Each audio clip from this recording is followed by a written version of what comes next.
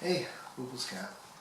Part 2 of Doris Lessing's Memoirs of a Survivor. This will be kind of, hopefully not as rambly and long as the other one.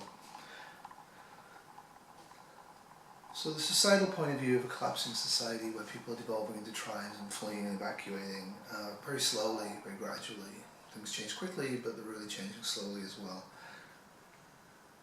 Once, and only a short time ago, to watch and fearfully a mob go past our windows was the limit of our descent into anarchy. Once, a few months ago, we had seen these gangs as altogether outside any kind of order.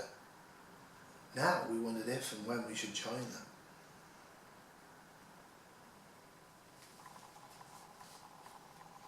When do you give up on maintaining normal life? Lots of preppers talk about the fact that children won't drink water, so they stock all these tartrazine chemicals for them to add to water in SHTF. They talk about how water will become boring, so you need to have all of these flavouring compounds. Not sure if that's altogether an adaptation to a permanent state of collapse. It isn't. Children in this book are an interesting thing because Emily is a child but becomes a woman but is still a child. And again, ambiguity is the name of the game here. There were certainly children out there, 9, 10, 11 years old, not attached to families but by themselves. Some had parents they had run away from, or whom they did not see but only occasionally. Some had no parents at all. What had happened to them? It was hard to say. Officially, of course, children still had parents in their homes and that kind of thing, and if not, they had to go into the being care or custody. Officially, children even went to school regularly, but nothing like this was the practice.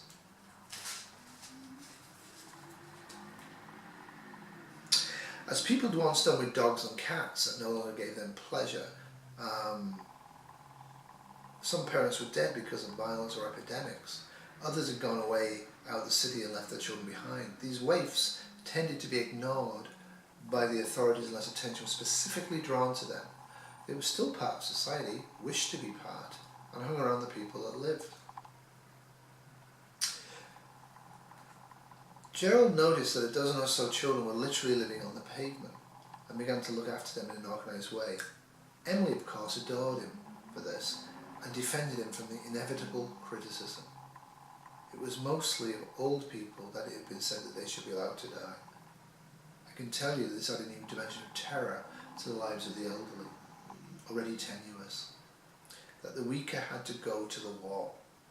This was already happening and was not a process that should be checked by sickly sentiment. Yeah, children and old people, surplus population, we don't have the energy for this. Kind of worrisome if you're not that well. Nobody's going to lift a finger to help you when they don't have the energy to do so. That's for sure. I think what I will dip into now is this part here. Feral children, rescued by Gerald and Emily, given society, given socialisation, but even very languages are devolving. It had taken all of their strength to fight off these children, not one of whom was over 10. And yet the inhibition against hitting or hurting a child was so strong that it paralysed our arms, as Emily explained. How can you hit a child? Gerald had demanded, even though Emily's arm was badly bruised. Yeah. A lot of blowhards on the internet talk about killing people in SHTF. What do you do if you're faced with like 80, 90 children, like children, 8-year-old, 5-year-olds, with a 12-year-old leading them, and they come onto your land and they want help? It's an interesting idea, and won't go away, and not particularly useful to work, and they're pretty destructive. Yeah, kind of interesting. Right the way through this book, society collapsing and the government holds on to it, and I think this is fascinating. Everything worked somehow, worked on the edge, on one side of which was the authority tolerated, on the other what it could not, This meeting was well over the edge. Very soon the police would arrive in a fleet of cars and drag off these children and put them behind bars in a home where they wouldn't survive a week. Nobody knowing their history could feel anything but compassion for them. Not one of us wished for them to end up in a home.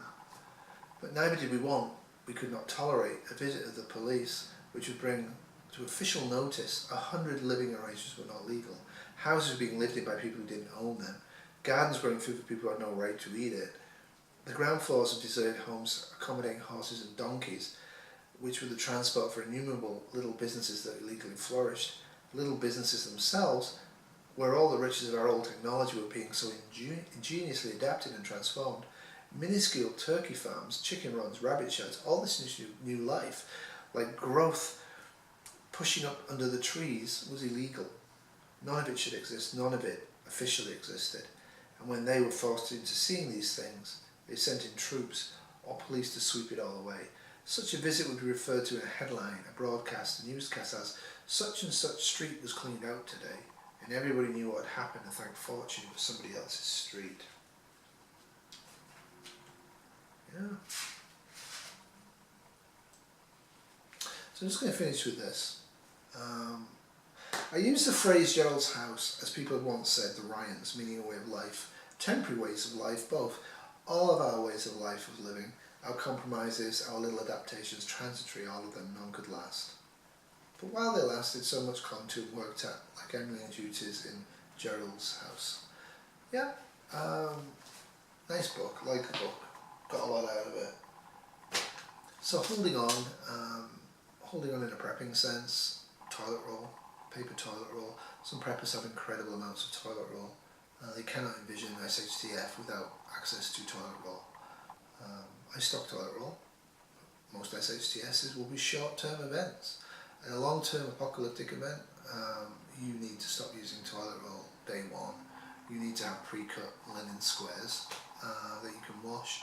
The toilet roll as paper needs to be used for specific functioning in SHTF, for when somebody's very sick, or for when it's so cold outside that the water's rock hard and the physical labour of cleaning linen rags would be almost impossible. And also toilet rolls are useful for making radiological air filters, which I'm working on, so that will be a video in the future. Inspired from pulling through. Anyway, Hoople's Cat, au revoir, over and out. Find a book, read a book, expand your mind. Did you lose?